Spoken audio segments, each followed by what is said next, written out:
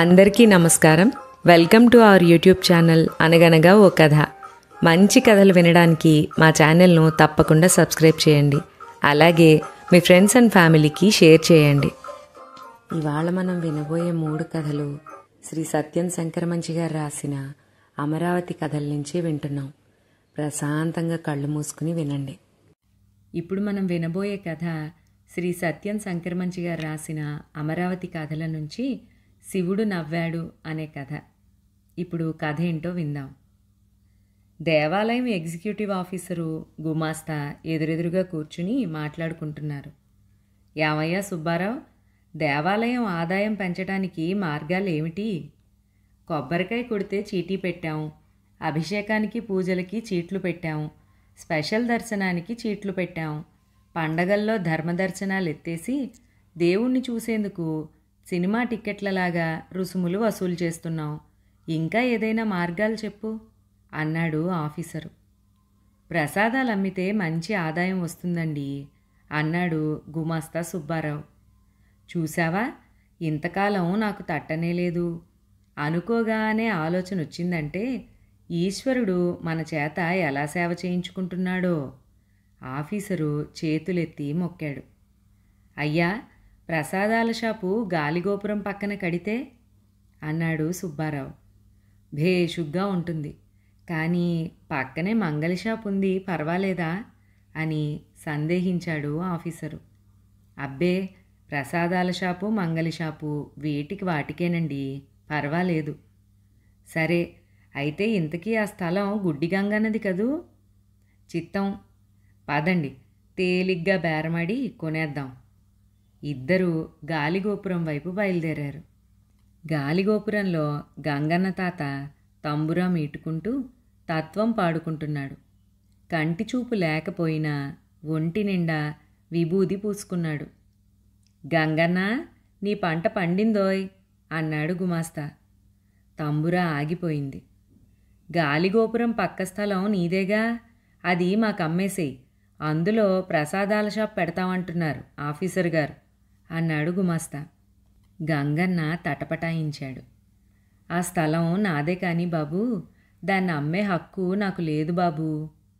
అదేం, నీకు డబ్బిస్తామయ్యా అన్నాడు ఆఫీసరు. నాకు డబ్బెందుకు బాబూ, ఆ దేవుడి ప్రసాదం మాత్రమే తిని ఈ గుడి నీడలోనే బతికేవాణ్ణి, డబ్బు నేనేం చేసుకుంటాను అన్నాడు గంగన్న. అయితే ఎందుకమ్మనంటావు నిలదీసి అడిగాడు గుమాస్తా. ఎందుకంటే బాబూ, ఇప్పటిదాకా పండగొచ్చినా పబ్బం వచ్చినా బిచ్చగాళ్ళు వండుకుని తిని పడుకుంటున్నారు ఆ స్థలంలో. మీకు ఆ స్థలం అమ్మితే మీరు కాపలా వాళ్ళ చేత వాళ్ళందరినీ గెంటిస్తారు, వాళ్ళు దిక్కులేని వాళ్ళు అయిపోతారు. గంగన్నకి కళ్ళ నీళ్లు తిరిగాయి. మేం బలవంతాన ఆ స్థలం ఆక్రమించుకుంటే నువ్వేం చెయ్యలేవు తెలుసా బెదిరించాడు ఆఫీసరు. అప్పుడు ఆ బిచ్చగాళ్లకు ఆ ఈశ్వరుడే దిక్కు గద్గదంగా అన్నాడు గంగన్న. నువ్వు దేవుడి ప్రసాదం తప్ప ముట్టని నియమం కలవాడివి కదూ, రేపటి నుంచి నీకు ప్రసాదం పెట్టరు, ఆకలితో మాడితే నువ్వే దోవకొస్తావు, పదండి సార్. ఇద్దరూ చరచరా గుడివైపు వెళ్ళిపోయారు. గంగన్నకు 4 రోజులు ప్రసాదం పెట్టలేదు. శివనామం జపిస్తూ మంచినీళ్లతో కాలక్షేపం చేశాడు. 5వ రోజు గంగన్నకు ఆవేశం వచ్చింది. గాలిగోపురంలోంచి తడుముకుంటూ గుడి మెట్ల వైపుకొచ్చాడు. మిట్ట మధ్యాహ్నం వేళ యాత్రికులంతా స్వామి దర్శనం చేసుకుని తిరిగి వెళ్తున్నారు. తంబుర మీటుకుంటూ యాత్రికులకు తన గోడు చెప్పుకున్నాడు. అయ్యలారా, అమ్మలారా, నాకు 4 రోజుల నుంచి స్వామి ప్రసాదం పెట్టడం లేదు. నేను స్వామి ప్రసాదం తప్ప ముట్టను.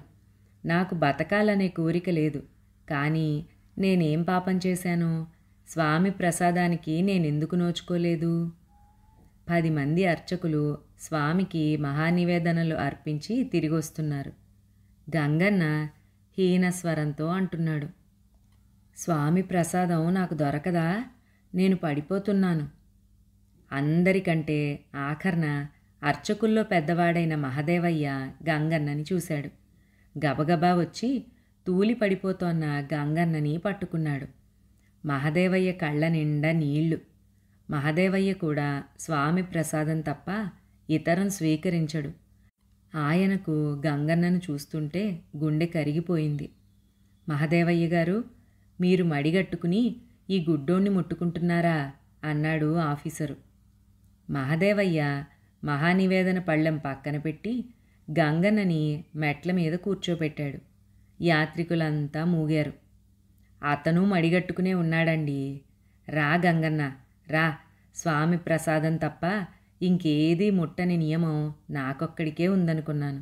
ఇవాళ ఆ ఈశ్వరుడు నా కళ్ళు తెరిపించి, ఒరేయ్, నీలాంటి భక్తులు నాకింకా ఉన్నారా అని చెప్పాడు.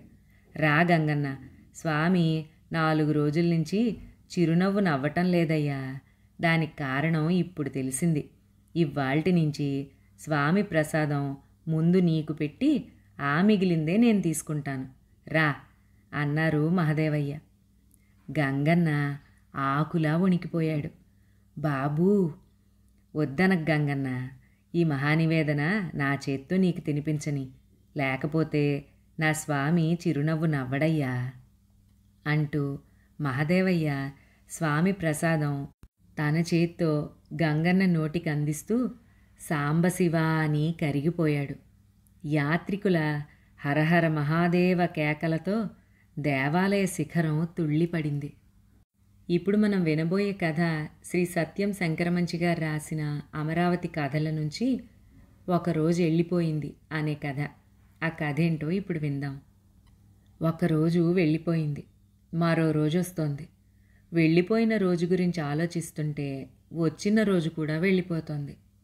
ఇలా వచ్చి వెళ్ళిపోయే రోజుల్లో ఒక రోజున పిచ్చయ్య గారు వెళ్ళిపోయారు. చాలామంది వెళ్ళిపోయే ఈ లోకంలో పిచ్చయ్య గారు వెళ్ళిపోవటం ఓ విశేషం కాదు.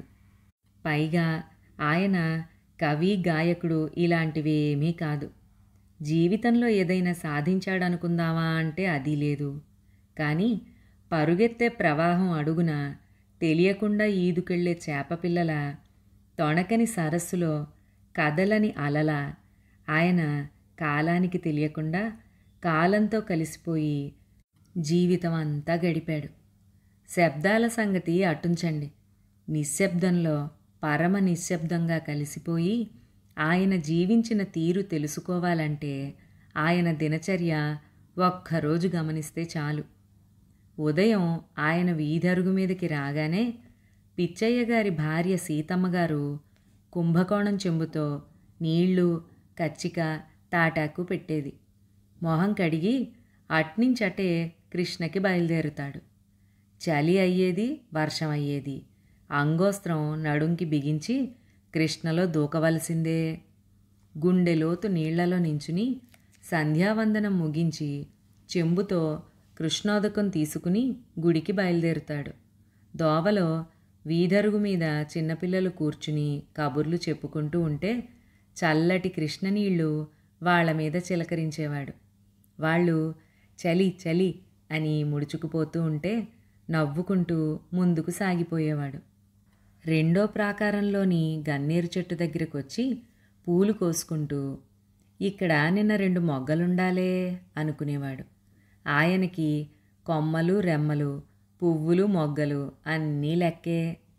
పున్నాగ పూలు 4 చెంబులో వేసుకుని మారేడు చెట్ల వైపుకొచ్చేవాడు. లేత మారేడు దళాలు ఓ గుప్పెడు కోసుకుని 3వ ప్రాకారం మెట్లెక్కేవాడు. పిచ్చయ్య గారు వచ్చే సమయానికి అర్చకులు అమరేశ్వరుడికి అభిషేకం చేసి సిద్ధంగా ఉండేవారు. స్వయంగా తెచ్చుకున్న కృష్ణోదకంతో స్వామికి అభిషేకం చేసుకుని పత్రి, పూలు పూజ చేసేవాడు. అదేమి పూజో, పిచ్చయ్య గారి పెదవి కదిలేది కాదు, మంత్రం బయటికి వినిపించేది కాదు. ఆ మౌనస్వామికే తెలియాలి ఆ మౌన పూజ. కిందికి దిగి వచ్చి గంట మోగించి సెలవు తీసుకుని నంది చుట్టూ తిరిగి బాలచాముండేశ్వరిని దర్శించుకుని సాగిలపడేవాడు. ఆ తల్లి పాదాలనంటి ఉన్న కుంకుమని నుదుట పెట్టుకుని మంటపంలోకొచ్చి కూర్చునేవాడు. అప్పటికే అక్కడికి చేరుకున్న అభిషేక బ్రాహ్మలు రకరకాల చర్చలు చేస్తూ ఉండేవారు. పెరుగుతున్న ధరల గురించి, ఆవకాయ ఊరగాయ గురించి, పాకిస్తానం గురించి, ఎవళ్ళో లేచిపోవడం గురించి ఈ మాటలు సాగుతుంటే అన్నీ వింటూ కూర్చునేవాడు. మధ్యలో ఏ లింగయ్య గారో పిచ్చయ్య గారు అవునంటారా కాదంటారా అంటే పిచ్చయ్య గారు చిరునవ్వు నవ్వేవాడు. అంతేకాని పెదవి విప్పేవాడు కాదు. మధ్య మధ్యన గాలిగోపురం మీద వాలుతోన్న పావురాళ్లని లెక్క పెడుతూ ఉండేవాడు. అంత మౌనంగా లోకాన్ని తిలకిస్తున్న పిచ్చయ్య గారు ఇంటికొస్తూనే గుమ్మంలోంచి పచ్చడేమిటో అని పెద్దగా అరిచేవాడు. దొడ్లోంచి సీతమ్మగారు దోసకాయ పచ్చడి బద్దలనో చింత చిగురు పచ్చడనో అంటే కారం జాగ్రత్త అనేవాడు. పిచ్చయ్య గారికి రోజు నూరిన పచ్చడి ఉండాలి. అందులో కారం దివ్యంగా ఉండాలి. లేకపోతే గొప్ప చిరాకు పడేవాడు. భోజనానంతరం వక్కపలుకు వేసుకుని పిచ్చయ్య గారు నులక మంచంలో వాలగా సీతమ్మగారు కాళ్ళకట్టను చేరి పాదాలకు ఆముదం రాసేది. వక్కపలుకు నవ్వులుతూ నవ్వులుతూ పిచ్చయ్య గారు నిద్రపోతే అంతకుముందే పట్టె మీద తలవాల్చి ఆవిడ నిద్రపోయేది. సాయంత్రం పిచ్చయ్య గారు ఊరు చుట్టి వచ్చేవాడు. పాండురంగస్వామి గుళ్ళో ఆచార్లు గారికి ఆయనకి సంభాషణ ప్రతిరోజు ఇలాగే ఉండేది. ఇవాళ ఏం కూర? పొట్లకాయ. పచ్చడో? కొత్తిమీర కారం. ఇవాళ ఎన్ని పూజలు? 2. ఏమైనా గిట్టిందా? ఏదో నవ్వేవాడు ఆచార్లు గారు. పిచ్చయ్య గారు నవ్వేవాడు. అక్కడి నుంచి పెద్ద బజార్లో రాములవారి గుడిమెట్ల మీద కొంతసేపు కూర్చుని అక్కడ పిల్లల గోళీలాట చూసేవాడు. పిల్లలతో పాటు తను గోళీలు లెక్క పెట్టేవాడు. రేక్కాయల కాలం అయితే ఓ గిద్దెడు కొని తలా ఓ రేక్కాయ పంచేవాడు. సంజెవేళకి తిరిగి గుళ్ళోకొచ్చేవాడు. గుళ్ళో పిచ్చయ్య గారి చోటు పిచ్చయ్య గారిదే. అక్కడ కూర్చుని గోపురంలో రామచిలకల వైపో ఊగుతోన్న జమ్మి చెట్టు వైపో చూస్తూ ఉండేవారు. గుడి తలుపు వేసేటప్పుడు ప్రసాదంగా పెట్టిన వడపప్పుని తుండుగుడ్డ కొంగున కట్టుకుని ఇంటికొచ్చేవాడు. 2 మెతుకులు తిని ఆ వడపప్పు సీతమ్మగారికి ఇన్ని పెట్టి తను ఒక్కొక్క గింజే నవ్వులుతూ నిద్రలోకి వెళ్ళిపోయేవాడు. అలా నిద్రలోకి వెళ్ళిపోయిన పిచ్చయ్య గారు ఒకరోజు తిరిగి లేవలేదు. కాళ్లకట్ట నుంచి లేచిన సీతమ్మగారు పిచ్చయ్య గారు పోతే గొల్లుమనలేదు. బొట్టు మాత్రం చెరుపుకుని ఇంతకాలం నా ఎదురుగా ఉండేవారు, ఇప్పుడు నాలోనే ఉన్నారు అనుకుంది. పిచ్చయ్య గారు ఏవీ సాధించలేదు, తగాదాలు తీర్చలేదు, సమస్యలు చర్చించలేదు. కానీ కాలానికి తెలియకుండా కాలంలో కలిసిపోయి బతికాడు. అది చాలదా? చాలటం లేదు చాలామందికి. ఇక్కడితో ఈ కథ పూర్తయింది. ఇంత సాదాగా బతకగలిగిన వాళ్ళు ఎంత ధన్యజీవులో కదా. ఇప్పుడు మనం వినబోయేది సత్యం సంక్రమంచి గారు రాసిన అమరావతి కథల నుంచి హరహర మహాదేవ అనే కథ. మరేంటో విందాం. శరభ శరభ దశరభ శరభ ఆదిశేషువు పడగలెత్తి సంబరంబున బుసలు పెట్ట నందికేశుడు రంకెవేసి ముదముతో మున్ముందు నడవ వీరభద్రుడు భద్రమూర్తై రుద్రగణముల తోడు నిలువ డమరుకల ప్రళయార్భటులు భూమండలము నిండా పెళ్ళుమనగా హరా కదలిరావయ్యా, అమ్మతో కలగలిసి రావయ్యా, అమరేశ్వర తరలిరా తండ్రి, మహాశివరాత్రి నాడు వెంకటాద్రి నాయుడి మండపంలో నిన్న సరస్వతీదేవిని చేపట్టిన తండ్రి నేడు రథోత్సవానికి బయల్వెడలవయ్యా, చండీశ్వర భృంగీశ్వర సకల కైలాసగణంతో కైలాసం నుండి కదలిరా తండ్రి. కోటగుమ్మానికి ఎదురుగా పెద్ద రథం సిద్ధంగా ఉంది. రథానికి కట్టిన రంగురంగుల గుడ్డలు గాలిలో తేలిపోతున్నాయి. రథకేతనం శివరాత్రి గాలిలో అమరావతి ఆకాశాన రెపరెపలాడుతోంది. పెద్ద బజారు నిండా ఇసుక వేస్తే రాలని జనం, సందుల్లో జనం, గొందుల్లో జనం, బజార్లో జనం, గుళ్ళో జనం, గోపురాల్లో జనం, మంటపాల్లో జనం, కృష్ణ రేవంతా జనం, కృష్ణలోని పడవల నిండా జనం, అవతల ఒడ్డున ఇసుక తిన్నెల నిండా జనం. రథోత్సవాన్ని తిలకించటానికి పరుగు పరుగున వస్తోన్న మహాజనం. వీధులన్నీ నిండిపోయాయి, ఇళ్ళు నిండిపోయాయి, ఇళ్ల కప్పులు నిండిపోయాయి, చెట్లు నిండిపోయాయి, భక్తజన సాగరం అమరావతిలో పరుచుకున్నట్లుంది. రంగురంగుల తలపాగాలు, సైకిల్ కట్టుపంచెలు, కోరమీసాలు, వారచూపులు, జులపాల జుత్తులు, పేటేరు చీరలు, బుట్ట జాకెట్లు, క్రీగంటి సౌజ్ఞలు, పైట సద్దుళ్లలో, పాపిటి దిద్దుళ్లలో, నగలు భద్రం పేరిట సర్దుకోవటంలో బోలెడు సంకేతాలు. కావాలని భుజం రాచుకున్న సోగ్గాళ్ల వైపు కన్నెపిల్లలు చురుక్కున చూసి నీ జిమ్మడా అని నవ్వుతూ తిట్టి ముందుకు పరిగెత్తడాలు, తప్పిపోయి ఏడుస్తున్న పిల్లలు, గాభరాగా వాళ్ళనెత్తుక్కుంటోన్న తల్లిదండ్రులు, ఇలా కోలాహలంగా ఉంది. 10 ఆమడ దూరం నుంచి పరుగు పరుగునొచ్చారు జనం.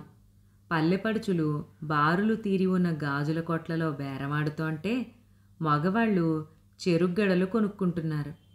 పిల్లలకి బెల్లం మిఠాయి తినిపిస్తున్నారు. ఒక పక్క కలభసుందర గామాన తకతక కలభ అంటూ చెక్క భజన జోరుగా సాగుతోంది. ప్రతి ఊరు నుంచి ఒక చెక్క భజన బృందం వచ్చి బజారంతా భజనలు చేస్తున్నారు. ఓ పక్క సన్నాయి, మరో పక్క బ్యాండు మోగుతూ ఉంటే ఇంకో పక్క మొండి బండవాళ్ళు జుయ్ జుయ్ రుంజ మోగిస్తూ చెడేల్మని కొరడాలతో బాదుకుంటూ నెత్తురు కక్కుతున్నారు. ఇంకో పక్క కాయ్ రాజా కాయ్, ఒంటె గుర్రం ఖాళీ ఆట సాగుతూ ఉంటే ఆట మజాలో ఉన్న వాళ్ళ జేబుల్లో చేతులెట్టినందుకు కొందరిని పోలీసులు తీసుకెళ్తున్నారు. హరహర మహాదేవ జనం కేక. ఆ కేక జనమంతా అందుకున్నారు. హరహర మహాదేవ. అమరావతి ఊరంతా మారుమోగింది. వేలాది జనం నిక్కించి దేవాలయం వైపు చూస్తున్నారు. అడుగో స్వామి బయలుదేరుతున్నాడు. స్వామి విగ్రహాలు దేవాలయం నుంచి రథం వైపుకొస్తున్నాయి. ముందుగా అమరేశ్వర స్వామి, ఆ తర్వాత బాలచాముండేశ్వరి, ఆ పైన మహిషాసురమర్దని, ఆ వెనక ఉత్సవ విగ్రహాలు, ఆ తరువాత మరో దేవి విగ్రహం. ఆమె జ్వాలాముఖ. ఎవరా దేవి? గంగమ్మ. నెత్తినున్న తల్లిని పక్కన కూర్చోపెట్టుకున్నావా తండ్రి? కాదయ్యా, కృష్ణలో కొట్టుకొచ్చి ఇసుకలో కూరుకుపోతే దొరికిందయ్యా ఆ దేవి విగ్రహం. అయితే కృష్ణమ్మ? కృష్ణమ్మో గంగమ్మో ఎవరైనా ఆ చాముండేశ్వరీదేవే కదుటయ్యా. మరంతే. హరహర మహాదేవ. విగ్రహాలన్నీ చిన్న రథం మీదకొచ్చాయి. చిన్న రథం మించి ఒక్కొక్క విగ్రహాన్నే పెద్ద రథం మీదికి ఎక్కిస్తున్నారు. శంఖాలు పూరిస్తున్నారు. జేగంటలు మోగుతున్నాయి. సన్నాయి ఉచ్చైస్వరంతో గాలిలో ఆడుతోంది. శంభో శంకర సాంబ సదాశివ భజనలు చెవుల్లో గింగురుమంటున్నాయి. అలాంటి సమయాన స్వామి తన పరివారంతో రథమెక్కాడయ్యా. రథం చుట్టూ మంత్రాలతో ఎర్ర అన్నం బలిహరణ వేశారు. మషాల్తీలు కాగడాలతో స్వామి రథం ముందు కూర్చున్నారు. రథం లాగటానికి 2 పక్కల మోకులు పట్టుకుని సిద్ధంగా ఉన్నారు జనం. పెద్ద దొరగారి హారతి అవడంతోనే జంగం సవరయ్య హరహర మహాదేవ అంటూ జనం ఊపటమేమి రథం కదిలిందయ్యా. కైలాస రథం కదిలిందయ్యా. జనం గుండెలు పొంగగా స్వామి తేరు మీద తేలిపోతూ ముందుకు నడిచాడయ్యా. జెండారథం మీద పూలు విసిరారు, పత్రి విసిరారు, అరటిపళ్ళు విసిరారు, జాంపళ్ళు విసిరారు. ఆ విసిరిన జాంకాయ మషాల్తీ నరసింహం తలకు ఠంగున తగిలేసరికి అతనికి దిమ్మెరపోయింది. పరుగు పరుగున వెళ్తోన్న స్వామి రథం మధ్యలో ఆగిపోయింది. రథం ఆగిపోయింది. అంగుళం కదలటం లేదు. అందరూ పట్టి లాగారు. కదల్లేదు. రథాన్ని పరీక్ష చేశారు. లాభం లేదు. గొంతెత్తి స్వామిని కీర్తించారు. రథం కదల్లేదు. 3 రోజులు కాలినడకన ప్రయాణం చేసి మోగులూరు నుంచి వచ్చిన ముసలమ్మ దార్లవారి వరాండాలో దీపారాధన చేసుకుని స్వామి రాక కోసం ఎదురుచూస్తోంది. ముక్కోటి ముసలమ్మకి ముద్దుల చెల్లెలు ఈ మోగులూరు ముసలమ్మ. స్వామిని చూద్దామంటే జనం ముందుకు పోనివ్వరు. రథం ఆగడంతో జనం ఆగారు. ఆ సమయాన చేత దీపారాధనతో మనుషుల్ని ఒత్తిగించుకుంటూ రథం ముందుకొచ్చింది. పో ముసలమ్మ అని ఎవరో అంటే, పోవటానికే వచ్చాను తండ్రి అంటూ దీపారాధన చూసుకుంది. స్వామిని చూసింది. నవ్వుతోన్న స్వామిని, పక్క సిగ్గుపడుతోన్న అమ్మని చూసింది. మళ్ళీ దీపాన్ని చూసుకుంది. నవ్వుకుంది, ఏడ్చుకుంది. ఇంతలో ఎవరో హరహర మహాదేవ అన్నారు. మోకులెత్తుకున్నారు. జనం హరహరా అంటూ రథం లాగారు. చక్రాల సందులోకి వెళ్ళిపోయింది మోగులూరు ముసలమ్మ. చక్రాల కింద నలిగిపోయింది ముసలమ్మ అనుకున్నారు. లేదు, రథం కింది నుంచి యువతలకొచ్చి నించుంది. ఠీవిగా నించుంది. కళకళలాడుతూ నించుంది. చేతిలో వెలుగుతోన్న దీపాన్ని చూసింది. ఉరకలేస్తూ పరుగు తీస్తోన్న స్వామి రథాన్ని చూసింది. గలగలా నవ్వుతూ ఏడ్చింది. ఇక్కడితో ఈ కథ కూడా కంచికి చేరింది. చిత్తశుద్ధి లేని శివపూజలెందుకు అన్నారు పెద్దలు. మరి చిత్తమంతా శివుణ్ణే నింపుకున్న ఈ ముసలమ్మ పూజ ఎంత గొప్పదో కదా. మరొక మంచి కథలో మళ్ళీ కలుసుకుందాం. అంతవరకు సెలవు.